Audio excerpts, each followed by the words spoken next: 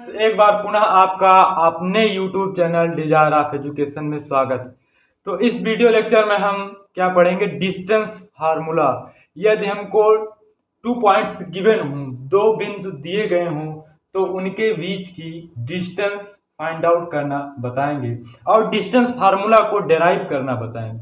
क्यों, class 10th में नहीं बताया जाता ना, 11th में भी बहुत से टीचर इसको नहीं बताते हैं, पर हम आज आपको क्लास 10th में ही बताएंगे, क्योंकि ये जो टॉपिक आपको बता रहे हैं ये 11th में भी काम करेगा, 10th में भी काम करेगा और आगे चल के एग्जाम्स में भी काम करेगा। तो इसका डेरिवेशन बताएंगे, हाई लेवल के जो एग्जाम्स होते हैं वहां पर भी इसका जो डेरिवेशन वगैरह आता है। तो कैसे होता है, सबसे पहले तो हम आपको थोड़ा बचपन का, जो बचपन में आप पढ़ के आए उसको रिवीजन करा देते हैं। जैसे कि क्वाड्रेंट्स तो जानते हैं ना, चतुर्थांश के बारे में हमने अगले वीडियो लेक्चर में ही डिस्कस कर लिया है। क्लास 10th की मैथ चल रही है यहाँ पर बेसिक से है, इसको 11th वाले बच्चे भी देख सकते हैं। क्यों? क्योंकि इसमें क्वाड्रेंट्स वगैरह के बारे में बताया गया, डिस्टेंस फार्मूला के बारे में बताया। इसमें क्या, इस वीडियो में क्या डिस्कस करेंगे, डिस्टेंस फार्मूला क्या होता है, डिस्टेंस फार्मूला का डेरिवेशन एंड इस पर सम क्वेश्चंस, इस टॉपिक पर some question, best some question start बताएंगे आपको। तो स्टार्ट करते हैं वीडियो को। बचपन में आप क्या पढ़ते आए हैं, क्वाड्रेंट्स मतलब ये क्या होता है, एक्स एक्सिस, ये वाई एक्सिस होता है।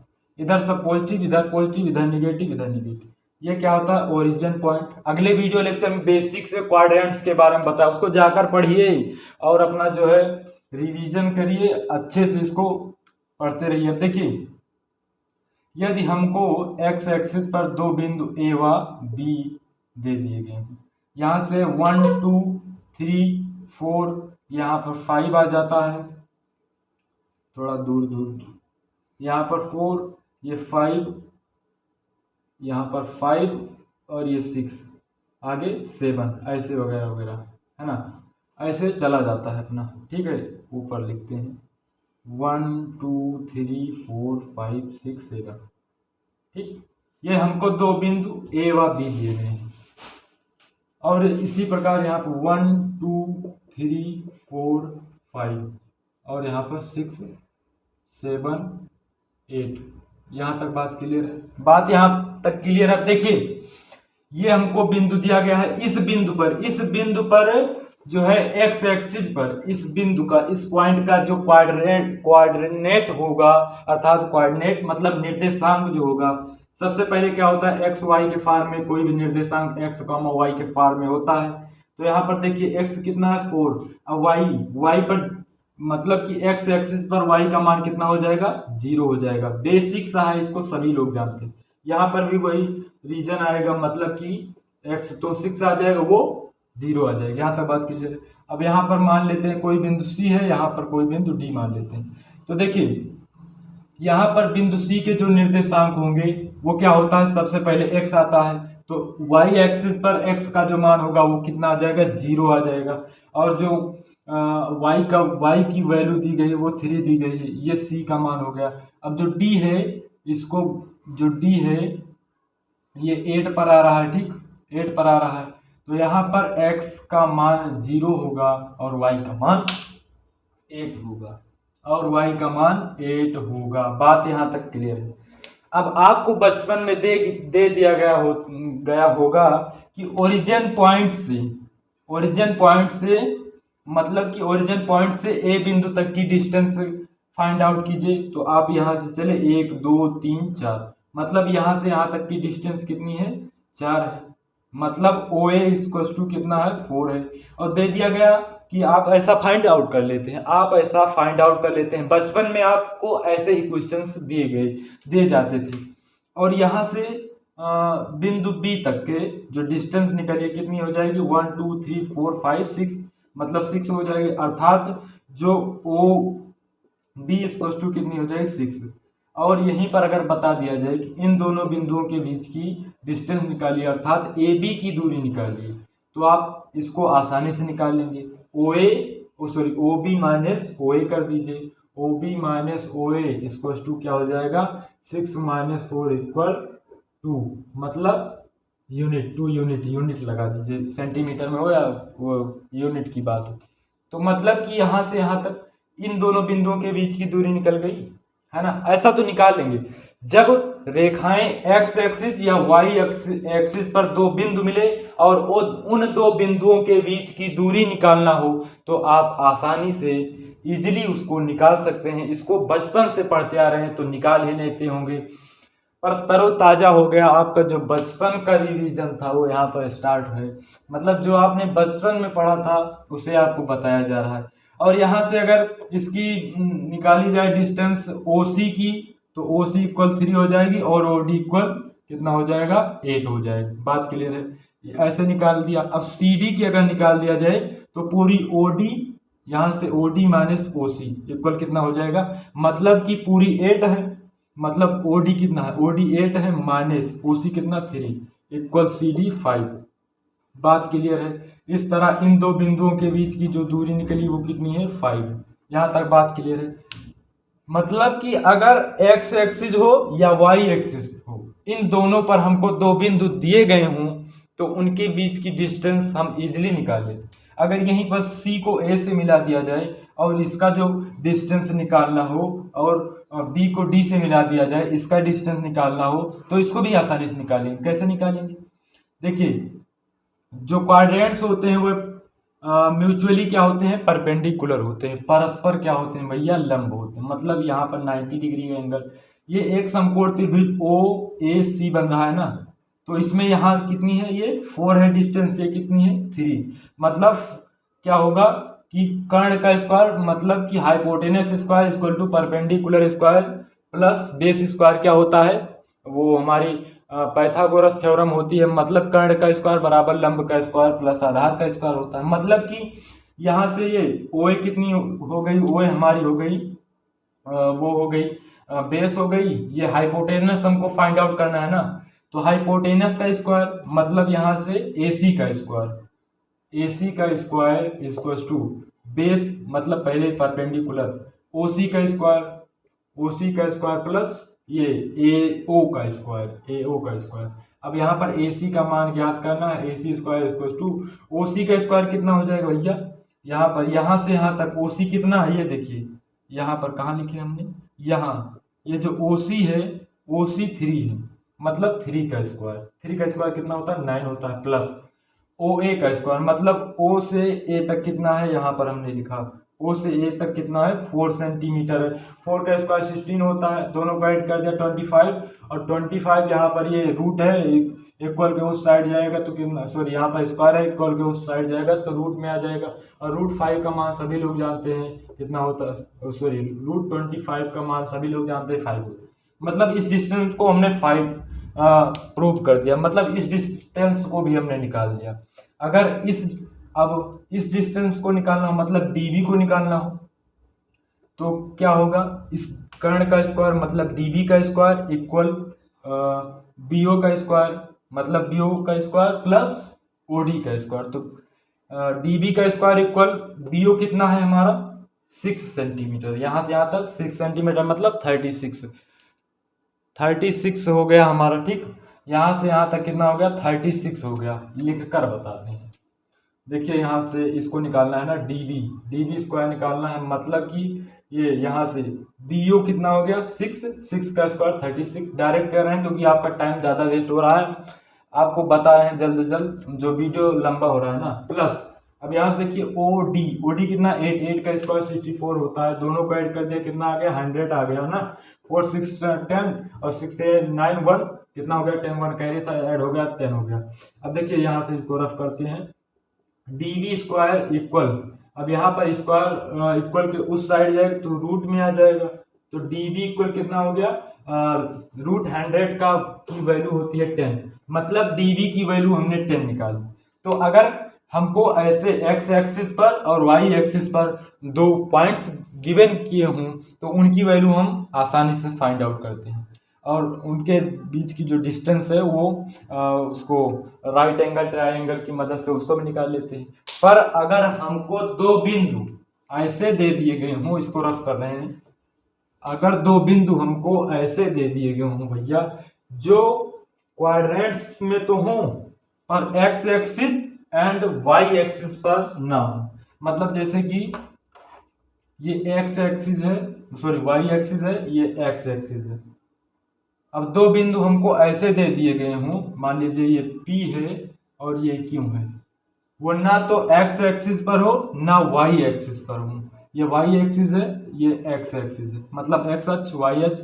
इसको क्या बोलते हैं? भुज बोलते हैं, हमने बताया है। क्या बोलते हैं?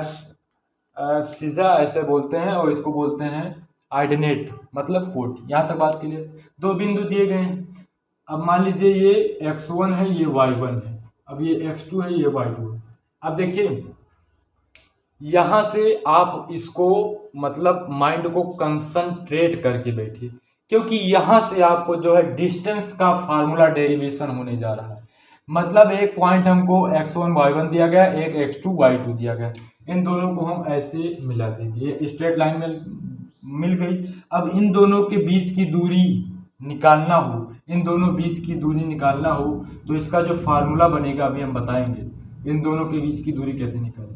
देखिए इस बिंदु P से x एक्सिस पर परपेंडिकुलर, मान लीजिए कोई बिंदु R परपेंडिकुलर हमने खींचा, y एक्सिस से y x पॉइंट से x एक्सिस पर कोई बिंदु S हमने परपेंडिकुलर खींचा, ये 90 डिग्री। देखिए यहाँ से ओरिजिन पॉइंट, ये ओरिजिन पॉइंट है ना, ये x डैश है, ये y डैश है। ओरिजिन पॉइंट से इस बिंदु तक की दूरी मतलब OR की डिस्टेंस कितनी हो जाएगी? x1। कैसे माना? जैसे हमने अगले वीडियो लेक्चर में बताया ना, ऐसे था, यहाँ पर 4 दिया गया था, तो यहाँ से यहाँ तक कितनी दूरी हो गई? यहाँ पर A बिंदु 4 पर दिया गया था ना, 4 पर बिंदु A दिया गया था, तो यहाँ से यहाँ तक दूरी कितनी? 4 थी। उसी प्रकार जो x है वो, इसको अगर परपेंडिकुलर माना जाए, मतलब कि ये बिंदु यहाँ पर आएगा, x की वैल्यू इतनी ही तो है, तो x की वैल्यू इतनी है, तो यहाँ से यहाँ तक कितनी, इसकी जो डिस्टेंस होगी वो x1 होगी, है ना, x1 होगी। आगे देखिए यहाँ y डैश x1 होगी। अब देखिए यहाँ से यहाँ तक की दूरी कितनी है? x2 है। यहाँ से यहाँ तक की दूरी कितनी है? x2 है। और ये डिस्टेंस कितनी है? y1 है। यहाँ से यहाँ तक की दूरी कितनी है? y1 है। और यहाँ से यहाँ तक की दूरी भी कितनी है? y2 है ना। यहाँ से यहाँ तक की दूरी कितनी है? y2 है। यहाँ तक बात क्लियर है। यहाँ से OR की डिस्टेंस x1 है, और O से S तक की डिस्टेंस कितनी है? x2 है। और यहाँ से P से R की दूरी कितनी है? डिस्टेंस y1 है। जैसा कि कोऑर्डिनेट्स में हमको दिए गए हैं निर्देशांक के अनुसार, अकॉर्डिंग टू कोऑर्डिनेट्स हमें इसकी जो डिस्टेंस है उसको आपको बता रहे हैं। और यहाँ पर जो SQ हो जाएगी वो y2 हो जाएगी। अब देखिए पॉइंट P से हम QS लाइन QS पर परपेंडिकुलर ऑन कर देंगे, मतलब परपेंडिकुलर यहाँ पर ये 90 डिग्री का एंगल बनाएगा ऐसे।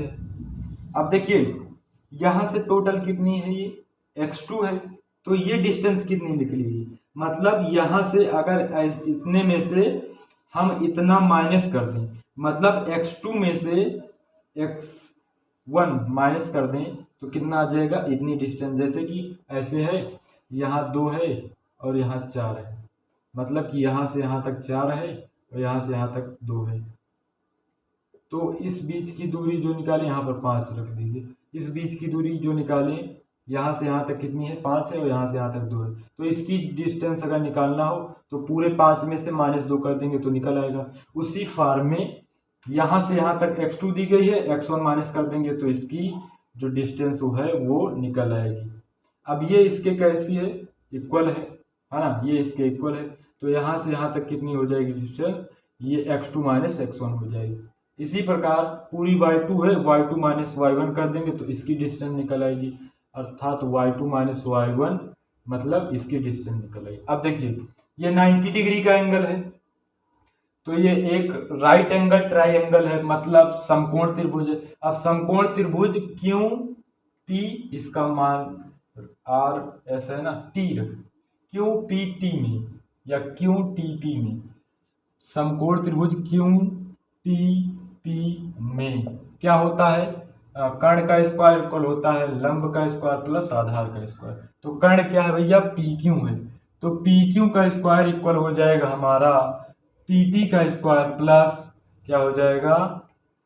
पी क्यू का स्क्वायर, कर्ण का स्क्वायर बराबर लंब का स्क्वायर प्लस आधार का स्क्वायर, अर्थात hypotenuse square equal to perpendicular square plus base square. अब पी क्यू की वैल्यू हमको फाइंड आउट करनी है, तो पी क्यू को जैसा का तैसा लिखे रहने देंगे, स्क्वायर है तो स्क्वायर। अब पी टी, पी से टी की डिस्टेंस कितनी है, देखिए यहाँ से पी से टी की डिस्टेंस कितनी है, x2 माइनस x1, तो लिख देंगे x2 माइनस x1 का स्क्वायर प्लस क्यू टी की वैल्यू y2 माइनस y1 है ना, y2 माइनस y1 इसका स्क्वायर है, स्क्वायर पहले से ही पढ़ते आ रहे हैं, जब यहाँ पर स्क्वायर है, स्क्वायर इक्वल के उस साइड जाएगा तो रूट में बदल जाएगा, तो ये क्या हो जाएगा रूट, अर्थात पी क्यू जो डिस्टेंस इसकी डिस्टेंस निकाली है तो x2 माइनस x1 का square plus y2 minus y1 का स्क्वायर, यही हमारा फार्मूला है कि जब दो बिंदु हमको x एक्सिस और y एक्सिस पर ना दिए गए हों,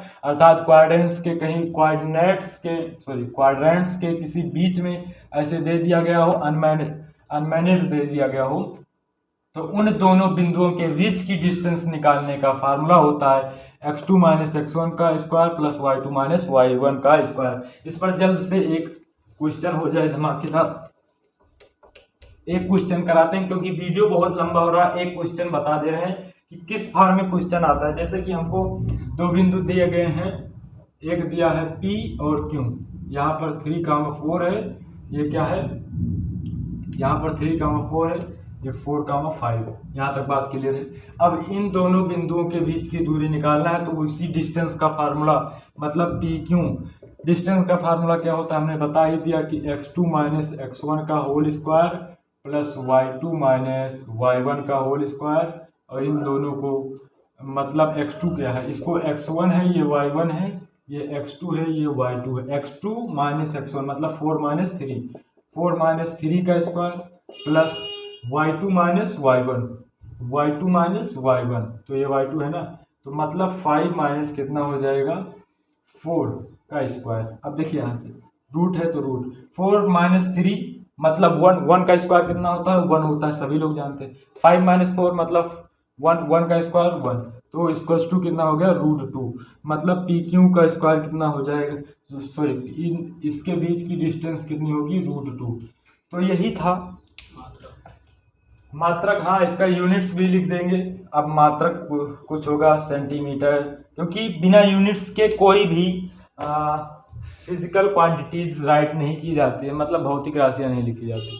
तो यहाँ तक बात क्लियर है, एकदम बेसिक से आपको बताया गया। कहीं पर भी डाउट है तो कमेंट कीजिए, अगर वीडियो अच्छा लगा कमेंट में बताइए, कि जैसे अगर कमेंट में बताएंगे तो हमको मोटिवेशन आएगा कि हमसे भी कुछ बच्चे पढ़कर कुछ सीख रहे हैं और आगे अपनी स्टडी को कंटिन्यू कर रहे हैं। क्लास 10th का ये टॉपिक था, 11th में भी काम करेगा, 9th में भी काम करेगा, और जितने भी एग्जाम हैं सब में काम करेगा। तो बेसिक से पढ़ते रहिए, हमारे वीडियो के साथ बने रहिए, इसी तरह के लेटेस्ट वीडियो आपको अवेलेबल कराएंगे।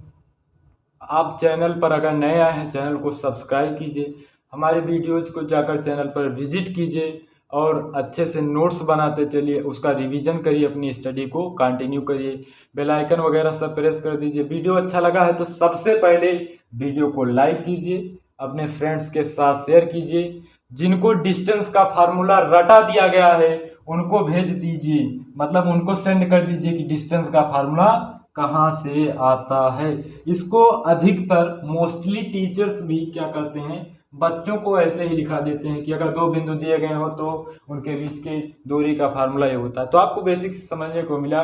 वीडियो अच्छा लगा तो लाइक कीजिए। मिलते हैं अगले वीडियो में, बने रहिए हमारे साथ कंटिन्यू। थैंक्स।